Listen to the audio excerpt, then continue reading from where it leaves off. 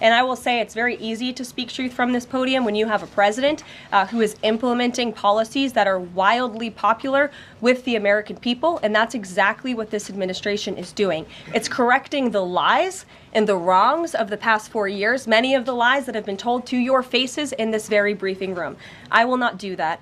But since you brought up TruthSeek, I would like to point out, while I vow to provide the truth from this podium, we ask that all of you in this room hold yourselves to that same standard. We know for a fact there have been lies that have been pushed by many legacy media outlets in this country about this president, about his family, and we will not accept that. We will call you out when we feel that your reporting is wrong or there is misinformation about this White House. So yes, I will hold myself to the truth, and I expect everyone in this room to do the same. One, on the freeze in federal funding, who advised the president on the legality of telling government agencies that they don't have to spend money that was already appropriated by Congress? Well, as the OMB memo states, this is certainly within the confines of the law. So White House counsel's office believes that this is within the president's power to do it, and therefore he's doing it. Okay, so they disagree with lawmakers who say that they don't have the power to freeze this funding. Again, I would point you to the language in the memo that clearly states this is within the law. And all that happened on Friday night. The administration fired several inspectors general without giving Congress the 30-day legally required notification that they were being fired. I think only 2 were left at DHS and the DOJ. And then yesterday we saw several prosecutors, I believe 12, fired from the Justice Department who worked on the investigations into the president. As you know, they are career prosecutors, therefore they are afforded civil service protections. How is the administration deciding which laws to follow and which ones to ignore? So it is the belief of this White House and the White House counsel's office that the president was within his executive authority to do that. He is the executive of the executive branch, and therefore he has the power to fire anyone within the executive branch that he wishes to. There's also a case that went before the Supreme Court in 2020, Scala Law LLC versus the Customs, Bureau protection. I would advise you to look at that case, and that's the legality that this White House was resting on. So you're confident that if they bring lawsuits against you, those prosecutors who were fired, that they will succeed? We will win in court, and yes. Did he personally direct this, given they worked on the classified documents investigation and the election interference investigation? This was a memo that went out by the Presidential Personnel Office, and the president is the leader of this White House. So it yes. did come from them. Yes. Caroline. When you're up here in this briefing room speaking to the American public, do you view yourself and your role as advocating on behalf of the president or providing the unvarnished truth that is, not to lie, not to obfuscate to the American people? I commit to telling the truth from this podium every single day. I commit to speaking on behalf of the President of the United States. That is my job. And I will say it's very easy to speak truth from this podium when you have a president who is implementing policies that are wildly popular with the American people, and that's exactly what this administration is doing. It's correcting the lies and the wrongs of the past 4 years, many of the lies that have been told to your faces in this very briefing room. I will not do that. But since you brought up TruthSeek, I would like to point out, while I vow to provide the truth from this podium, we ask that all of you in this room hold yourselves to that same standard. We know for a fact there have been lies that have been pushed by many legacy media outlets in this country about this president, about his family, and we will not accept that. We will call you out when we feel that your reporting is wrong or there is misinformation about this White House. So yes, I will hold myself to the truth, and I expect everyone in this room to do the same. And Caroline, just on a substantive question, yesterday the White House Office of Management and Budget directed across the board freeze, with some exceptions for individual assistance, we understand, to federal grants. It's caused a lot of confusion around the country among Head Start providers, among providers services to homeless veterans, Medicaid providers, states saying they're having trouble accessing the portal. Could you help us clear up some of the confusion, give some certainty to folks? And also, is that uncertainty, how does that uncertainty service the president's voters? Well, I think there's only uncertainty in this room amongst the media. There's no uncertainty in this building. So let me provide the certainty and the clarity that all of you need. This is not a blanket pause on federal assistance and grant programs from the Trump administration.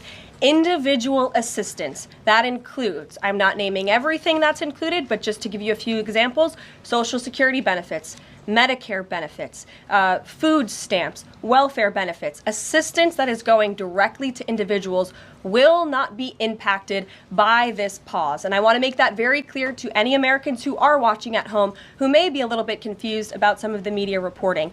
This administration, if you are receiving individual assistance from the federal government, you will still continue to receive that.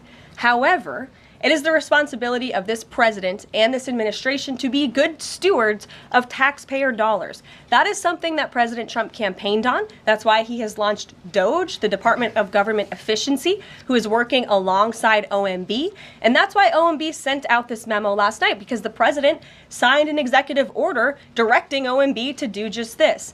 And the reason for this is to ensure that every penny that is going out the door is not conflicting with the executive orders and actions that this president has taken. So what does this pause mean? It means no more funding for illegal DEI programs. It means no more funding for the Green New scam that has cost American taxpayers tens of billions of dollars. It means no more funding for transgenderism and wokeness across our federal bureaucracy and agencies. No more funding for Green New Deal social engineering policies. Again, people who are receiving individual assistance, you will continue to receive that. And President Trump is looking out for you by issuing this pause because he is being good steward of your taxpayer dollars. Thanks, Caroline. Sure. How long is this pause going to last, and how is the Trump administration recommending that organizations that rely on federal funding make payroll, pay their rent in the meantime? It is a temporary pause, and the Office of Management and Budget is reviewing the federal funding that has been going out the door. Again, not for individual assistance, but for all of these other programs that I mentioned. I also spoke with the incoming director of OMB this morning, and he told me to tell all of you that the line to his office is open for other federal government agencies across the board, and if they feel that programs are necessary and in line with the president's agenda, then the Office of Management and Budget will review those policies. I think this is a very responsible measure. Again, the past 4 years, we've seen the Biden administration spend money like drunken sailors. It's a big reason we've had an inflation crisis in this country, and it's incumbent upon this administration to make sure, again, that every penny is being accounted for honestly. Why impose this pause with so little notice? Why not give organizations more time to plan for the fact that they are about to lose, in some cases, really crucial federal funding, at least for a period of time? There was notice. It was the executive order that the president signed. There's also a freeze on hiring, as you know, a regulatory freeze, and there's also a freeze on foreign aid. And this is, again, incredibly important to ensure that this administration is taking into consideration how hard the American people are working. And their tax dollars actually matter to this administration. You know, just during this pause, DOGE and OMB have actually found that there was $37 million that was about to go out the door to the World Health Organization, which is an organization, as you all know, that President Trump, with the swipe of his pen in that executive order, is no longer wants the United States to be a part of. So that wouldn't be in line with the president's agenda. DOGE and OMB also found that there was about to be 50 million taxpayer dollars that went out the door to fund condoms in Gaza. That is a preposterous waste of taxpayer money. So that's what this pause is focused on, being good stewards of tax dollars. And so this doesn't Jennifer. affect Meals on Wheels or Head Start or disaster aid? Again, it does not affect individual assistance that's going to Americans. To follow up on Nancy, do you think there will be a list of who is affected and how much money is affected? How will these contractors and organizations know if they are actually having their funding frozen? And then secondly, if you're willing, can you just clarify, is the end goal of this to essentially challenge Congress or to prove that the president can withhold federal funding? In other words, is this an attempt to pick a fight to prove that he can do this? No, absolutely not. As it says right here in the memo, which I have, and I'd encourage all of you to read it, it says the American people elected President Trump to be the president of the United States and gave him a mandate to increase the impact of every federal dollar. This memo requires federal agencies to identify and review all federal financial assistance programs and supporting activities consistent with the president's policies and requirements. The American people gave President Trump an overwhelming mandate on November 5th, and he's just trying to ensure that the tax money going out the door in this very bankrupt city actually aligns with the will and the priorities of the American people. Brian Glenn. Yes. Welcome. You Thank look you. great. You're doing a great job. Thank you talked you. about transparency. And some of us in this room know how just transparent President Trump has been the last 5 or 6 years. I think you'll do the same.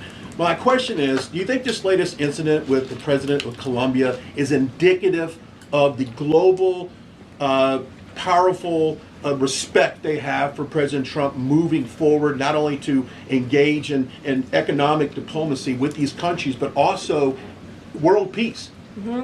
Absolutely. I'll echo the answer that the president gave on Air Force One last night when he was asked a very similar question by one of your colleagues in the media. This signifies peace through strength is back. And this president will not tolerate illegal immigration into America's interior. And he expects every nation on this planet, again, to cooperate with the repatriation of their citizens who illegally entered into our country and broke America's laws. Won't be tolerated. And as you saw, the Colombian government quickly folded and agreed to all of President Trump's demands. Flights are underway once again. Deanna. Two questions on deportations, if I may.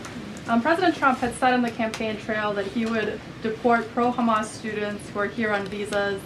And on his first day in office, he signed an executive order that said, quote, the U.S. must ensure that admitted aliens and aliens otherwise already present in the U.S. do not bear hostile attitudes towards its citizens, culture, government, institutions, or founding principles. So should we take this executive order as Trump saying he would be open to deporting those students who are here on visas but, hold pro-Hamas sympathies? The president is open to deporting individuals who have broken our nation's immigration laws. So if they are here illegally, then certainly he is open to deporting them. And that's what this administration is hard at work at doing. We